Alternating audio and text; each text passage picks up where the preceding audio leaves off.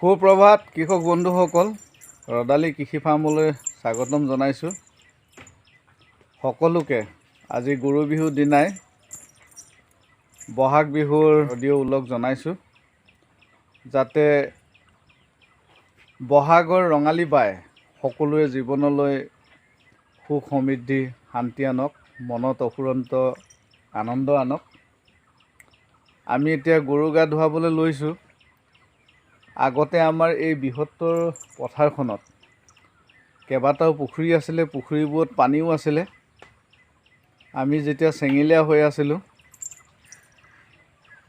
শৈশৱ কৈশোৰ গোটেই দুইটাতে জ্যেষ্ঠসকলৰ লগত একদম গোটেই গাঁওখনে একেলগে গৰু গা ধুৱাইছিলোঁ। গোটেই গাঁৱৰ গৰুগাল খেদি নি দিক্ৰং, সেই তাৰ পৰা প্ৰায় ইয়াৰ পৰা 1.5 কিলোমিটাৰ আঁতৰত আছে দিক্ৰং নদীখন। সেই দিক্ৰং নদীত আমি গা ধুবলৈ জাকে জুমে গৈছিলোঁ। তাতে নদীত সাঁতুৰিছিলোঁ, গা ধুইছিলোঁ, গৰু গা ধুৱাইছিলোঁ আৰু চেনেহৰ বান্ধোনেৰে ইজনে সিজনৰ গৰু চাকটো, যিটো চাক বুলি কয়, ইয়াতে 5টা বস্তু লগোৱা হয়: লাও, বেঙেনা, থেকেৰা, কেৰেলা আৰু হালধি। 5বিধ পাচলিৰে গৰুক আমি লাও খা বেঙেনা খা বুলি কৈ গা ধুৱাইছিলোঁ। কিন্তু আজিকালি সময়ৰ পৰিৱৰ্তন, মানুহৰ কৃষ্টি পৰম্পৰা, লোকবিশ্বাস, লোককৃষ্টিবিলাক সমাজ পৰিৱৰ্তনৰ লগে লগে সংস্কাৰিত হৈ কিছুমান এনেকুৱা সংস্কৃতিলৈ ৰূপান্তৰিত হ'ল। লাহে লাহে প্ৰতিযোগিতাৰ পৃথিৱীখনত জীয়াই থাকিবৰ কাৰণে ল'ৰা ছোৱালীবিলাকক উচ্চ শিক্ষিত, উচ্চ জ্ঞানী কৰিবৰ কাৰণে মানুহে গৰু গাইৰ প্ৰতি কোনো ধৰণৰ দায়িত্ব অৰ্পণ নকৰে। আমি যেতিয়া 4ৰ্থ শ্ৰেণীৰ পৰা আছিলোঁ, ৰাতিপুৱা গৰু উলিওৱা, গধূলি গৰু অনা, বন্ধৰ দিনত দুপৰীয়া গৰু বিচাৰি যোৱা, গৰু পাল চৰোৱা, এই গোটেইখিনি ঘৰৰ জ্যেষ্ঠসকলে কৰা নাছিলে, খালি চাইহে দিছিলে। এই গোটেইখিনি আমাৰ দায়িত্বত আছিলে। এতিয়া মোৰে ল'ৰাবিলাকক মই কোনোদিনা গৰু উলিয়াবলৈ কৈ পোৱা নাই, গৰু লৰাইবলৈ পঠিয়াই দিয়া নাই, গৰু বান্ধিবলৈ পঠোৱা নাই। গতিকে তেওঁলোকে গৰুৰ প্ৰতি মৰম চেনেহ এইবিলাক তেওঁলোকৰ নাই। এতিয়া আজি মোৰ গৰুকেইটা গা ধুৱাবৰ কাৰণে এটাও ওলাই অহা নাই। ঘৰটো আছে 1 কিলোমিটাৰ দূৰত আৰু আমি ফাৰ্মতে গোটেই ছাগলী গৰু গোটেই ফাৰ্মখন ইয়াতে আছে। গতিকে গৰু ফাৰ্মতে থাকে। গৰুত গা ধুৱাবৰ কাৰণে তেওঁলোকৰ হাবিয়াস নাই। এতিয়া মোৰ 50 years হ'ল, কিন্তু মই গা ধুৱাব লাগিব গৰু। গৰুবিলাকে ৰাতিপুৱাৰ পৰা পঢ়িব লাগে, কলেজ যাব লাগে, স্কুল যাব লাগে, ঘূৰি আহিব লাগে, ভাত খাব লাগে, টিউশ্যন কৰিব লাগে। ইমানতে বিজি ৰাখিছে, যিটোৰ কাৰণে আমাৰ যিটো অসমীয়া লোক পৰম্পৰা, লোকবিশ্বাস, লোককৃষ্টি এইবিলাক মঞ্চলৈ গ'ল। গাঁৱতো সচৰাচৰ বিশেষ ধৰণে আজিকালি খুব কম জেগাতে দেখি পোৱা যায়। আমাৰ যিহেতু মিক্সাৰ ছ'চাইটি, আমাৰ ইয়াতেতো দেখি পাবলৈ নাই। গতিকে ঘৰে ঘৰে আজিকালি জাকে জুমে গৰু ধুৱাবলৈও নাযায়। পুখুৰীটোও পানী নাইকিয়া হ'ল, শুকাই গ'ল আজিকালি। নদীতো তেনেকুৱা বিশেষ পানী নাই। আৰু গোটেই ল'ৰা ছোৱালীখিনি গোট খাই পেলাই গৰু গা ধুৱাবলৈ একেলগেও নাযায়। গতিকে আমি দেখিছোঁ ক্ৰমান্বয়ে আমাৰ গাঁওখনীয়া হিচাপে যিটো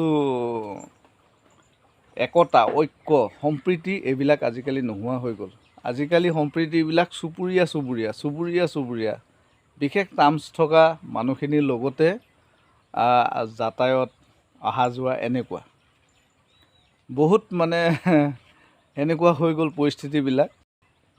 গতিকে যাই কি নহওক, আমি আমাৰ যিটো লোককৃষ্টি, লোকবিশ্বাস, লোক পৰম্পৰা, আমাৰ এইখিনি বৰ্তাই ৰাখিব লাগে।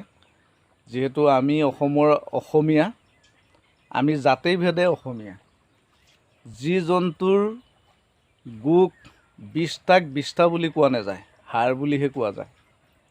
যি জন্তুৰ মূত্ৰ বুলি ঘৃণ্য কৰা নাযায়, তাক পেষ্টিচাইড হিচাপে পবিত্ৰ সামগ্ৰী হিচাপে ব্যৱহাৰ কৰা যায় আৰু যিটো জন্তুৰ গাখীৰ খায় মানুহৰ পৰা ধৰি সকলো জন্তু জানোৱাৰে জীয়াই থাকিব পাৰে।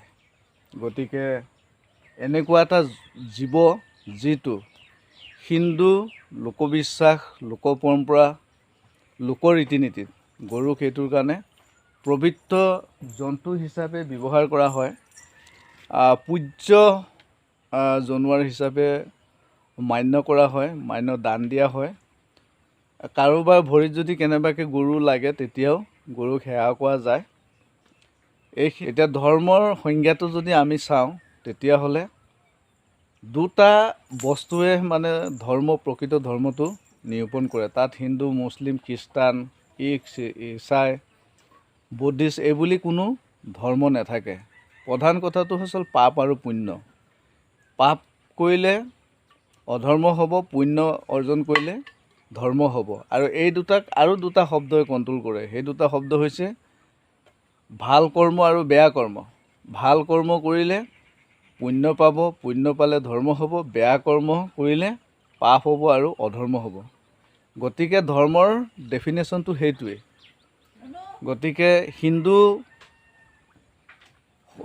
কৃষ্টি সংস্কৃতি, লোক পৰম্পৰা কৰিলে যে তেওঁ ধাৰ্মিক হ'ব তেনেকুৱা নহয়।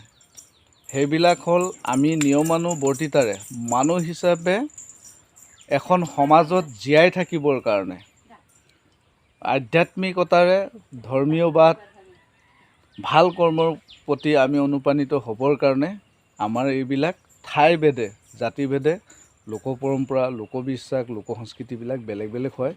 কিন্তু সেই মূল ধাৰটো একেই। মানে সকলো সংস্কৃতি কৃষ্টিয়ে আমাক কি ৰাখে, জাতি হিচাপে পৰিচয় দিয়াৰ লগতে আমি আনৰ প্ৰতিও শিষ্টাচাৰ প্ৰদৰ্শন কৰিব লাগে, আমি ভালে থাকিব লাগে। গতিকে সেইখিনি কথাই সূচাই আজি বহাগৰ উৰুকা দিনাই মই সকলো অসমবাসী ৰাইজলৈ শুদ্ধ চিন্তাৰে, ঐক্য সম্প্ৰীতিৰে সকলো পৰম্পৰাকে, লোকবিশ্বাসকে আদৰণি জনাই মানুহ হিচাপে জীয়াই থাকিবৰ কাৰণে অনুৰোধ জনাইছোঁ। এইখিনি হ'ল এজন কৃষকৰ মানে মনোভাৱ আৰু এজন কৃষকৰ সমগ্ৰ অসমবাসী, সমগ্ৰ মানুহৰ কাৰণে এটা অনুৰোধ। ধন্যবাদ। এতিয়া আমি গৰু গা ধুৱাম। আপোনালোকে আমাৰ ভিডিঅ'ৰ লগত থাকিব, আমি কি কেনেকৈ কৰিম। আমি প্ৰথমতে গৰুক আজি মাহ হালধি গা ধুৱাম। গোটেইবোৰ মাহ হালধি সানি লৈছোঁ। মাহ হালধি আজি মানুহ গা ধুব লাগে বুলি কয়। স্কিনৰ বেমাৰ কাৰণে ভাল, বসন্ত ৰোগৰ কাৰণে ভাল। এটা আমাৰ অসমীয়া লোক সংস্কৃতি, লোক পৰম্পৰাত এটা বিশেষ বিশ্বাস কৰা হয়, দীঘলতি আৰু মাখিলতি। মতা গৰুক দীঘলতিয়ে মাৰে আৰু মাইকী গৰুক মাখিলতিয়ে মাৰে বুলি কয়। এতিয়া আমি অলপ ইয়াতে হেৰি কৰি দিলোঁ, হালধি লগাই ল'লোঁ, মাহ হালধি গোটেই গাটো সানি ল'লোঁ। তাৰপিছত মাখিলতি এনেধৰণে মোহাৰি দিম আৰু গধূলিও মোহাৰিম। পোৱালি গধূলিও মোহাৰিম। আমি বেছি গৰু ৰখা নাই বাৰু, ছাগলী ৰাখিছোঁ।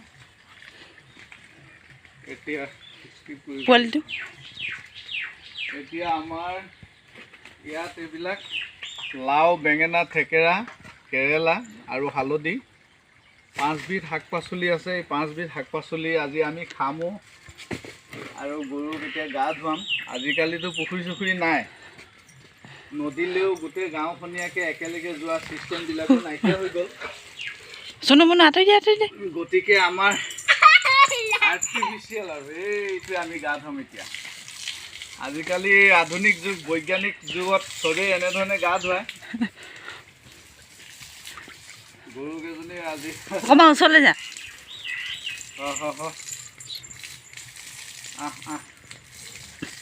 এটা এটাকৈ ধুৱাব লাগিব। এনেধৰণে গা ধুৱাম। লাও খা, বেঙেনা খা, থেকেৰা খা, কেৰেলা খা, হালধি খা, বছৰে বছৰে বাঢ়ি যা। মাৰ বাপেৰে গৰু গৰু তই হবি বৰ গৰু এনেকে কৰে আকৌ দে মাৰ আকৌ এইটো ল তই নেমাৰ নেকি লাও খা আকৌ মাৰ সেইটো মাৰ মাৰ এয়া পাই মাৰ ওচৰ পৰা মাৰ মাৰ মাৰি দে আকৌ মাৰি দে লাও খা বেঙেনা খা আকৌ বেঙেনা খা মাৰ মাৰ মাৰ বেঙেনা খা ঠেকেৰা খা ঠেকেৰা খা ক মাৰ মাৰ ঠেকেৰা খা এই সৰুটো লৈ আন এইটো মাৰিবি দেই কেৰেলা খা কেৰেলা খা হালধি খা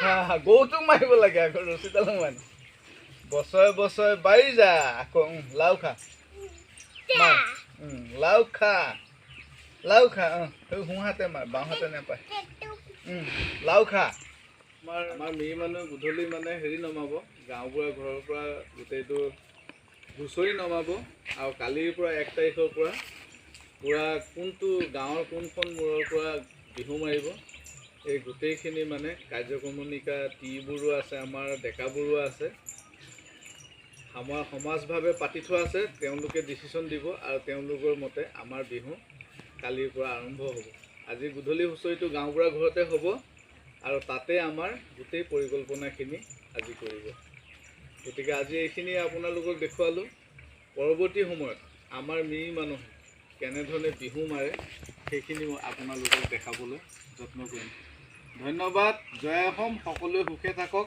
শান্তিয়ে থাকক